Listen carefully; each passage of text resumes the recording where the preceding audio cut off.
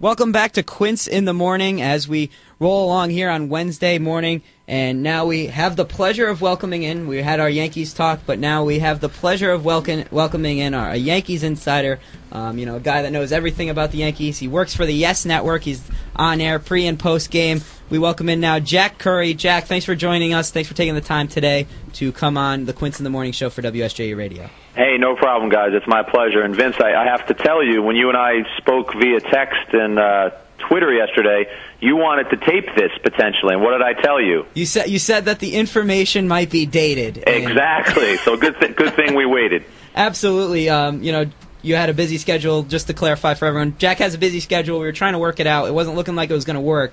But yesterday I was like, we could pre-record something. And then he tells me, I don't want to do that because the information might be dated. And sure enough, a couple hours later, the Yankees go out and they finally come to terms with Kevin Youkilis, 1 year, $12 million. Jack, what role do you see for Kevin Youkilis playing on the Yankees next year, especially when A-Rod comes back? What's going to happen?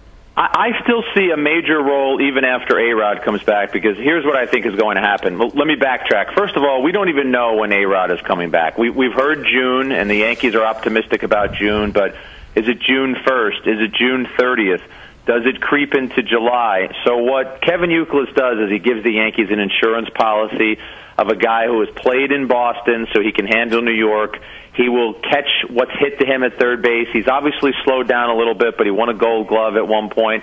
He's a very good hitter against left-handed pitching, and he's a very selective hitter, which is something the Yankee lineup tries to pride itself on. They want guys who are up there to grind out at-bats. And once A-Rod comes back, guys, I still think he's going to play a decent amount, because I think A-Rod's going to be a 3-day-a-week at least DH. I think you're going to give Teixeira a day a week off so you can slide him over to first base. And I think you'll DH Youkilis some. So I see him, even after A-Rod comes back, I see him playing 5-6 times a week. Jack, Steve Inman here. How are you? Hey, Steve. I just wanted to ask you real quick. You mentioned with A-Rod coming back, so you don't really see him as the full-time DH when he comes back? No, I think they'll still give him some reps at third, but I said 3 times a week. That's my prediction. Could it be once or twice a week where they just put A-Rod out there on the field every so often? That's possible. Brian Cashman was asked that question at the winter meetings, and he said no, that when Alex Rodriguez comes back, they still want him to play some third base. But, guys, these players are assets, and even though some people don't like it when you refer to a human being as an asset, Alex Rodriguez has 5 more years and about $115 million on his contract. So if to protect that investment, the Yankees need to just let him DH and not worry about defense, they might do that. The thing is, you hit the ball, you still have to run. So you can't protect a guy, you can't put a bubble around him, but not playing third base as often is one way to potentially prevent injury. So you don't really see them like signing like an actual DH, like bringing back a Raul Ibanez or maybe a Lance Berkman or some kind of DH like that? It's interesting. I still think Ibanez is in the mix. I still think Ibanez is going to end up back with the Yankees, and he'll get a lot of reps at DH until Alex comes back. This is uncharted territory for the Yankees in terms of a second hip surgery. I know it's happened with other players. I read something online, and I'm going to forget which player it was, but there's a player out there who's had 4 hip surgeries. They need to just go forward right now without even believing that A-Rod is definitely going to come back in June or July. They don't know. So I do think Ibanez will be part of the mix, and if things get a little cluttered, guys, and they have too many people, they're an older team. If you have to play a guy, if Raul Ibanez is on the Yankees and only plays a few times a week, that's okay. The guy's in his 40s. So, Jack, Kevin Youkilis, he fills that need at third base with A-Rod out, but Russell Martin also left the Yankees this offseason. They have yet to fill the void. Are they going to look to do that from within, or are they going to go out and try to get a guy like A.J. Przinsky? I don't think they're going to go after Przinsky. They keep saying that they're going to fill that internally, and I believe them about 80% of the way. I think there's still a chance that they would sign, nothing to get over the moon excited about, sign or try and trade for a veteran-type catcher. If you ask me the name, I don't know who that person would be, but somebody else to give them another person to kind of throw into the mix.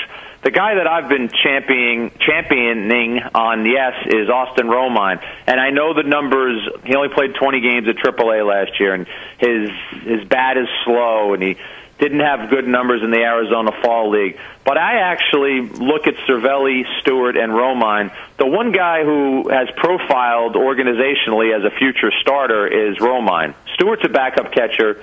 To me, Cervelli is a backup catcher. Romine's a guy who's supposed to start. So I wouldn't hate the idea of going to spring training, seeing what this kid has, and seeing if he could be your starter. I actually broached this with Joe Girardi, and he made the point that right now, the way they are, they're not going to have a catcher who catches 110 games.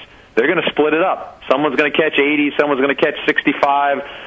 Someone might get injured, and there'll be another guy who'll catch 15 or 20, and they'll ride the hot hand. Girardi said if somebody gets hot, that guy's going to play a lot. So, Jack, do you think that the Yankees then are done making any other significant moves? They're coming close with Ichiro, we're hearing reports. Do you think that they're done making any significant moves to the roster and they're just going to pick up some pieces here and there? Or do you think a trade's coming with a decent name there to help boost the Yankee offense? Vince, I've covered the Yankees since 1990, and I will never, ever, ever say they're done.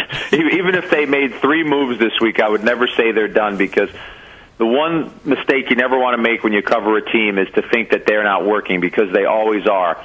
I think that they'll do Ichiro this week. Like I said, I think they'll survey the catching situation and see if they can add somebody else. They've listened to other teams on Granderson. They have definitely listened. Now, spring training is a couple months away. The first pitch is 4 months away. Between now and then, could a team that needs some firepower put a tantalizing enough option in front of the Yankees that they might make a move for Granderson? Sure, anything like that is possible. If it happened in the short term, and this is what makes your show and every other sports talk show, radio show great, because we can debate on these things and deliberate on them. Say somebody came to Brian Cashman with a move in the next week that he thought was worthwhile to make a deal for Granderson, then would the Yankees get in on Josh Hamilton? I keep hearing no. The Yankee people I talked to said that doesn't fit into their financial model, but it doesn't mean that within the space of an hour or 2 hours that a phone call couldn't come and something like that could change. Hey, Jack, Tom Ballantyne here.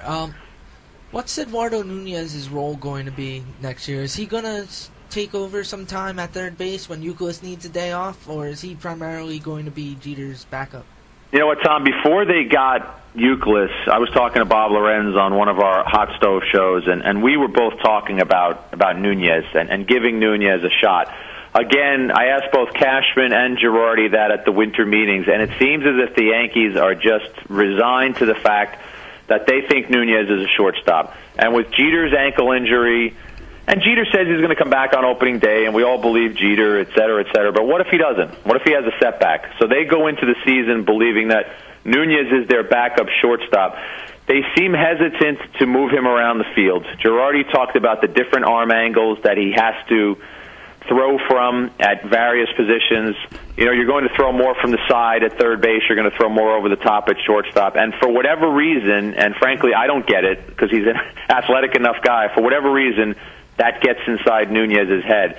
But however it works out, Tom, and we're talking about all these guys, and I talked about a cluttered lineup, I think Nunez needs to play. Somehow you've got to get Nunez on the field for 350 at-bats this year. You go back to the postseason, and you look at that one at-bat that he had against Justin Verlander, and some people might say, oh, you can't make too much of one at-bat. When it's the postseason and it's Justin Verlander, and you put an at-bat like that on him, to me, that's a guy I want in my lineup as often as I can get him in there. Hey, Jack, is there any idea that Gardner's going to start in the leadoff spot next year and Jeter's going to bat second, or...? I think that's a very valid question. I always like the idea of Gardner up top for the same reason that I was talking about Youkilis before. Gardner, he makes pitchers work. He sees pitches, and then on top of that, he's got the speed. The one thing I would critique Brett Gardner on is I think with all that speed, he lacks some aggressiveness on the bases. And I think if you're a confident base stealer, I think you've got to get on that base. You've got to have your idea of when you can go, and you got to go. I think sometimes Brett is a little passive. But I think the idea of him batting first and Jeter batting second is something that Girardi could definitely do. I thought you were going to ask if Granderson and Gardner are both on the team, which I think they will be, is there any chance they flip-flop them? And I think that could happen, too. I think the Yankees...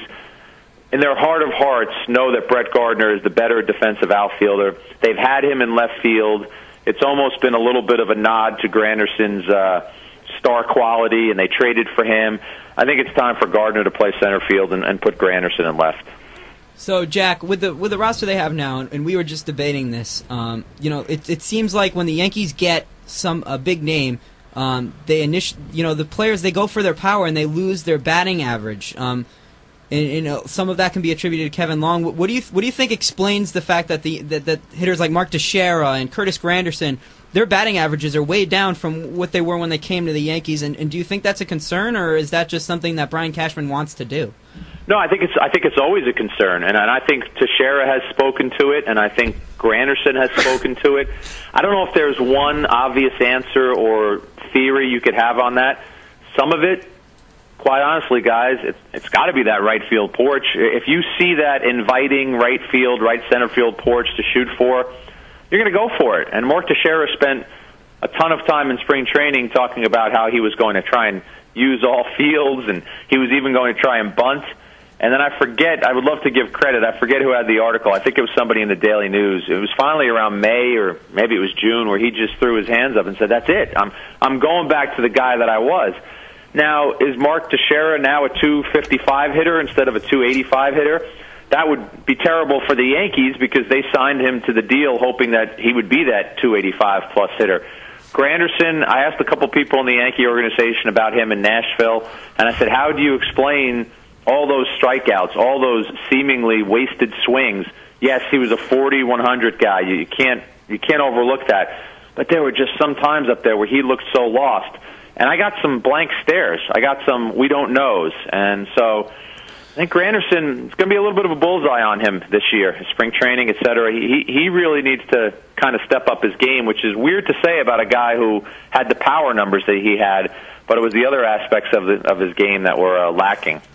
Jack Curry of the Yes Network. Jack, we thank you for taking time out of your busy day to join us on Quince in the Morning, and we hope that we can get you back on sometime in the spring semester, as spring training gets going, to talk even more Yankees baseball. Yeah, no problem, Vince. You know where to find me, so I'm sure we can do it again.